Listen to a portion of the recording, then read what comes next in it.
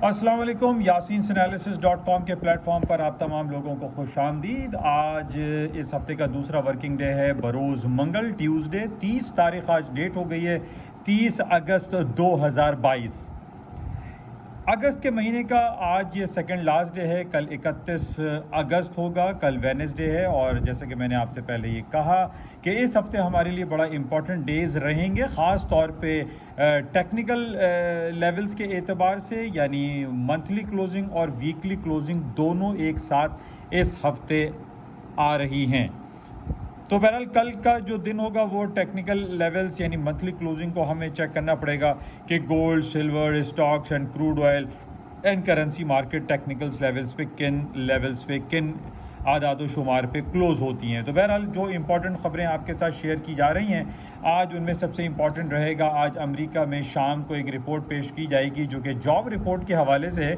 इसको private job के तौर पर भी हम गिरदानते हैं, that is known as a JOLTS, जोल्ट्स jobs opening के हवाले से। और ये कहा जा रहा है कि अमेरिका में जॉब्स ओपनिंग का सिलसिला बरकरार है, वहाँ पे नौकरियाँ बहुत ज़्यादा हैं। और एक तरफ जहाँ पर हमें ये बड़ी अच्छी खबरें मिलती हैं कि अमेरिका में जॉब्स अपॉर्चुनिटीज़ बहुत ज़्यादा हैं, वहीं पर हमें एक नेगेटिव सेंटिमेंट्स भी पाया जाता है। और ये कहा जाता है कि अमेरिका में लेबर क्रंच क्राइसिस आ सकता है, कि अमेरिका में नौकरियां तो बहुत ज़्यादा हैं लेकिन नौकरियों पर नौकरी करने वाले लोग वहाँ पर मौजूद नहीं हैं, जिसकी वजह से एक लेबर क्रंच क्राइसिस प्रीवेल हो सकता है।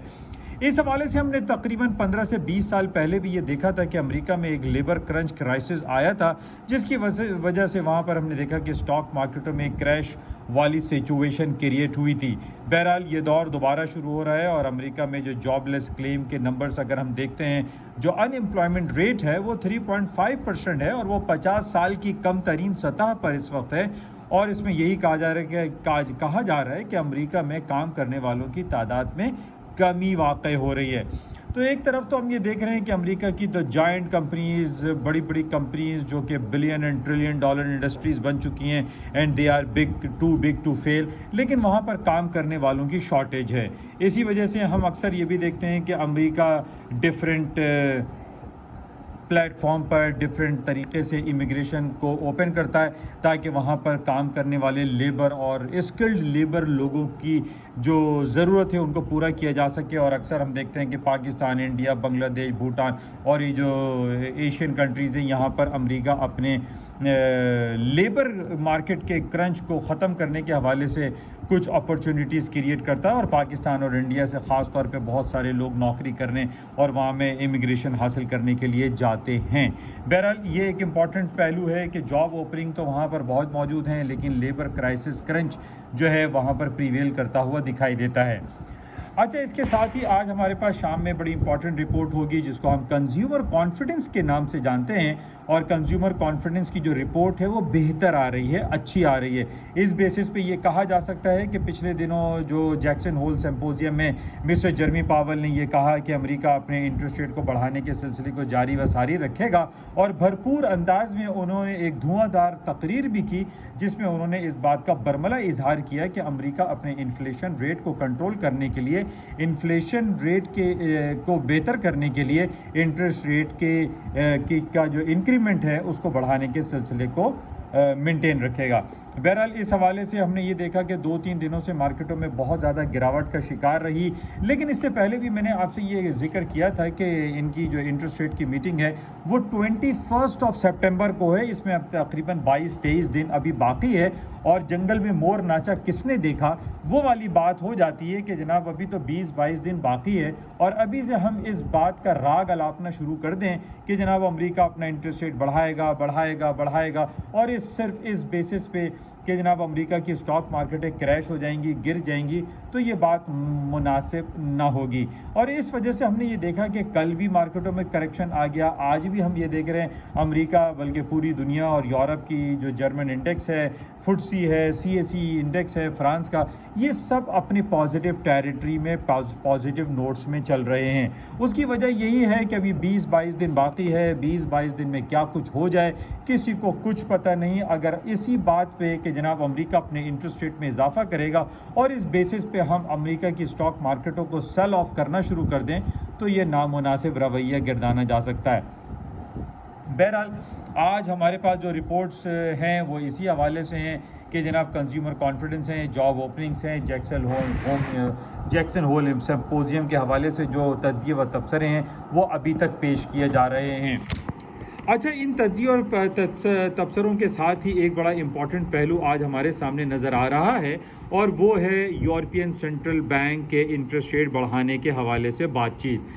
ہمیں یہ معلوم ہے کہ یورپین سینٹرل بینک ہمیشہ اپنے انٹرسٹ ریٹ کو بڑے مشکل سے بڑھاتا ہے اور بڑے مشکل سے کم کرتا ہے۔ پچھلے 10-15 سالوں سے اگر ہم اس کی ہسٹری اٹھا کر دیکھیں کہ 10 میٹنگز اگر یورپین سینٹرل بینک کی ہوتی ہے بڑھانے کے حوالے سے، اس میں 10 میں سے 1 میں بڑھاتا ہے، جبکہ اگر 10 میٹنگ امریکہ کی ہو تو اس میں وہ 5 میں بڑھا دیتا ہے۔ تو اس وجہ سے ہم یہ دیکھ رہے ہیں کہ آج ہمارے پاس یہ خبر آنا شروع ہو گئی ہے کہ یورپین سینٹرل بینک بھی اپنے انٹرسٹ ریٹ کو بڑھانے کے حوالے سے پیش قدمی کر سکتا ہے۔ اس حوالے سے ان لوگوں کے لیے بڑی اچھی خبر ہے جنہوں نے یورو کرنسی کو پرچیز کیا ہوا ہے، اور وہ یہ دیکھ رہے ہیں تقریباً 20 سے 22 سال کی کم ترین سطح پر یورپین سینٹرل بینک کی کرنسی، یورو کرنسی، جو کہ 29 ممالک کی ایک سنگل کرنسی ہے، وہ اپنے 20-22 سال کے لویسٹ لیول پر کھڑی ہوئی ہے۔ اور اس کے نیچے آنے کی وجہ یہی بتائی جا رہی ہے چونکہ یورپین سینٹرل بینک نے اپنے شرح سود کو 0 درجات تک، اور اکثر ہم نے یہ بھی دیکھا کہ منفی درجات تک بھی رکھا ہوا ہے۔ تو بہرحال آئندہ جو میٹنگ ہوگی یورپین سینٹرل بینک میں، اس میں یہ بات سامنے آ رہی ہے کہ یورپین سینٹرل بینک بھی اپنے شرح سود میں اضافہ کر دے۔ تو بہرحال یورپین سینٹرل بینک کی کرنسی جو یورو ہے، اس کے اندر کچھ اضافہ ممکن ہے، کیونکہ ہم نے یہ دیکھا ہے کہ 10 سال یا 20 سال کے جو سائیکولوجیکل لیولز پہ مارکیٹیں گرتی ہیں تو یہاں سے کریکشن کی امیدیں بھی وابستہ ہو جاتی ہیں۔ تو ہم یہ بڑا کلوزلی اس کو واچ میں رکھیں گے کہ یورپین سینٹرل بینک کب اور کیسے اور کتنا اپنا شرح سود میں اضافہ کرے گا۔ بہرحال یہ آج خبر چلنا شروع ہوئی ہے، اور یہ بڑی خوش آئند خبر ہے ان تمام لوگوں کے لیے جو یورو کرنسی میں اسٹک ہوئے ہیں۔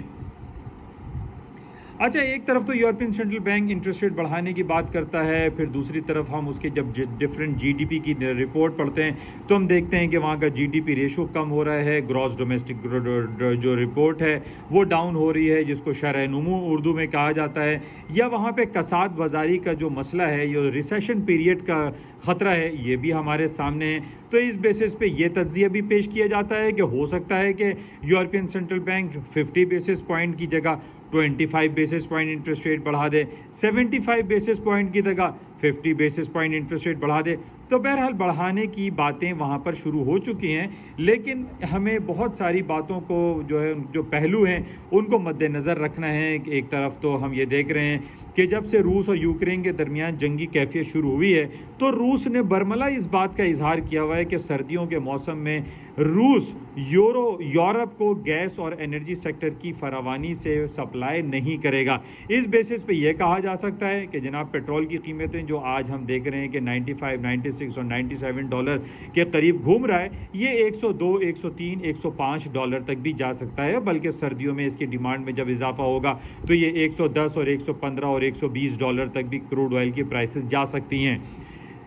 تو بہرحال جب پیٹرول کی پرائسز اوپر کی طرف جائیں گی، انفلیشن بڑھے گا تو انٹرسٹ ریٹ بڑھانے کی بھی باتیں ہوتی ہیں۔ جب انٹرسٹ ریٹ بڑھانے کی باتیں ہوتی ہیں تو وہاں کساد بازاری اور ریسیشن کی باتیں بھی شروع ہو جاتی ہیں۔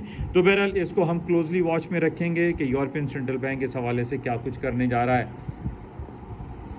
اچھا، 2 دن کے بعد ہمارے پاس نیا مہینہ شروع ہو جائے گا ستمبر کا۔ ستمبر کی 7 تاریخ کو ہم پچھلے 10 سال سے یہ دیکھ رہے ہیں کہ ایپل جو کمپنی ہے جس کا سب سے امپورٹنٹ اور بڑا مشہور جو پروڈکٹ ہے وہ آئی فون ہے، اس کے علاوہ آئی پیڈ ہے، آئی میک ہے، آئی کلاؤڈ ہے، بہت سارے پروڈکٹس ان کے ہوتے ہیں، لیکن ایپل کا آئی فون سر فہرست ہے۔ ستمبر کے مہینے میں آئی فون کے 4 پروڈکٹ لانچ کیے جا رہے ہیں، 4 ڈفرینٹ ماڈلز اس کے پیش کیے جائیں گے، اور یہ کہا جا رہا ہے کہ ایپل ظاہر ہے کہ دنیا کی ون آف دا بگیسٹ جو کہ $3 ٹریلین مارکیٹ کیپ رکھتی ہے، اس کے آئی فون لانچ ہونے پہ ایک پازیٹیو سینٹیمنٹس آئے گا اور اسٹاک مارکیٹوں میں تیزی کا رجحان واپس آ سکتا ہے۔